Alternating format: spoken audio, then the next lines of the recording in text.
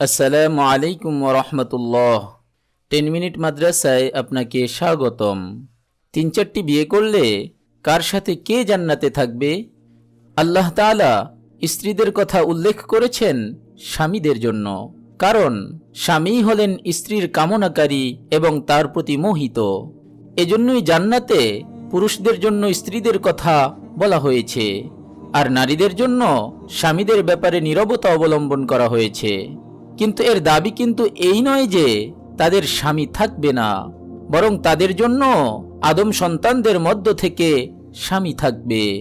দুনিয়ায় নারীদের অবস্থা 6 প্রকারের বাহিরে নয়। নাম্বার 1, হয়তো সে বিয়ের আগেই মারা যাবে। নাম্বার 2, সে মারা যাবে তালাকের পর অন্য কারো সাথে বিয়ের আগে। নাম্বার 3, সে বিবাহিতা কিন্তু আল্লাহ রক্ষা করুন তার স্বামী তার সঙ্গে জান্নাতে যাবে না। নাম্বার 4, সে তার বিয়ের পরে মারা যায়। নাম্বার 5, তার স্বামী মারা গেল আর সে আমৃত্যু বিয়ে ছাড়াই রইল। নাম্বার 6, তার স্বামী মারা গেল, তারপর সে অন্য কাউকে বিয়ে করল। দুনিয়াতে নারীদের এই কয়টি ধরনই হতে পারে, আর এসবের প্রত্যেকটির জন্যই জান্নাতে স্বতন্ত্র অবস্থা রয়েছে। নাম্বার 1, যে নারী বিয়ের আগে মারা গেছেন, আল্লাহ তাকে জান্নাতে দুনিয়ার কোনো পুরুষের সঙ্গে বিয়ে দিবেন।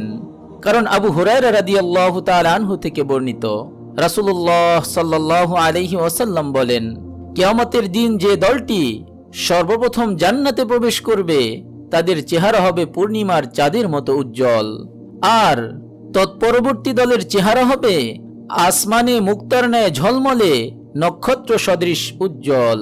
তাদের প্রত্যেকের থাকবে 2 করে স্ত্রী, যাদের গোশতের উপর দিয়েই তাদের পায়ের গোছার ভেতরস্থ মজ্জা দেখা যাবে, আর জান্নাতে কোনো অবিবাহিত থাকবে না। সহিহ মুসলিম হাদিস নম্বর 7325। শেখ উসাইমিন বলেন, যদি ইহুকালে মহিলার বিয়ে না হয়ে থাকে তবে আল্লাহ তাকে জান্নাতে এমন একজনের সঙ্গে বিয়ে দেবেন যা দেখে তার চোখ জুড়িয়ে যাবে। কারণ জান্নাতের নেয়ামত ও সুখ সম্ভার শুধু পুরুষের জন্য নয়, বরং তা নারী ও পুরুষ উভয়ের জন্য বরাদ্দ।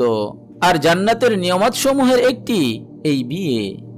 নাম্বার 2, তালাকপ্রাপ্ত হয়ে আর বিয়ে না করে মারা যাওয়া মহিলার অবস্থাও হবে অনুরূপ। নাম্বার 3, একই অবস্থা ওই নারীর যার স্বামী জান্নাতে প্রবেশ করেননি।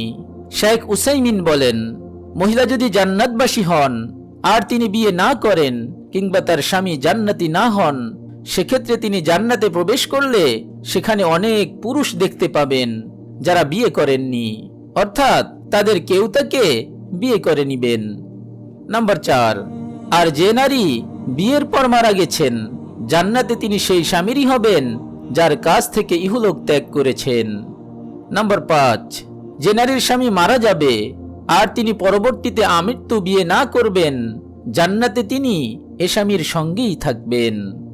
নাম্বার 6, যে মহিলার স্বামী মারা যায় আর তিনি তারপরে অন্য কাউকে বিয়ে করেন, তাহলে তিনি যত বিয়েই করুন না কেন জান্নাতে সর্বশেষ স্বামীর সঙ্গী হবেন।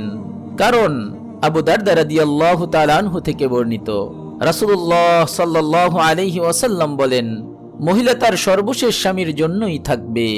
জামে সাগীর হাদিস নম্বর 6691। হুযায়ফা রাদিয়াল্লাহু তাআলা আনহু তার স্ত্রীর উদ্দেশ্যে বলেন, যদি তোমাকে এ বিষয়ে খুশি করে যে তুমি জান্নাতে আমার স্ত্রী হিসেবে থাকবে, তবে আমার পর আর বিয়ে করো না। কেননা জান্নাতে নারী তার সর্বশেষ দুনিয়ার স্বামীর সঙ্গে থাকবেন। এজন্যই রাসূলুল্লাহ সাল্লাল্লাহু আলাইহি ওয়াসাল্লামের মৃত্যুর পর তার স্ত্রীদের জন্য অন্য কারো সঙ্গে বিবাহ বন্ধনে জড়ানো হারাম করা হয়েছে, কেননা তারা জান্নাতে তারই স্ত্রী হিসেবে থাকবেন। বাইহাকি। মহান আল্লাহ আমাদের সকল পুরুষকে নেককার স্ত্রী পাওয়ার এবং সকল মা বোনদেরকে নেককার স্বামী পাওয়ার তৌফিক দান করুন, এবং জান্নাতে পরস্পর একসাথে থাকার তৌফিক নসিব করুন। আমিন। এই ভিডিওর কোনো বিষয় যদি বুঝতে সমস্যা হয় তাহলে আমাদেরকে কমেন্টে জানালে আমরা তার উত্তর দিয়ে আপনাদেরকে বুঝিয়ে দেওয়ার চেষ্টা করব ইনশাআল্লাহ। আপনি যদি এরকম ভিডিও আরও পেতে চান তাহলে আমাদের এই চ্যানেলটি সাবস্ক্রাইব করে পাশে রাখা বেল আইকনটি অন করে দিন। আপনার প্রতি শুভকামনা রেখে আজকের মতো বিদায় নিচ্ছি। আসসালামু আলাইকুম ওয়া রাহমাতুল্লাহ।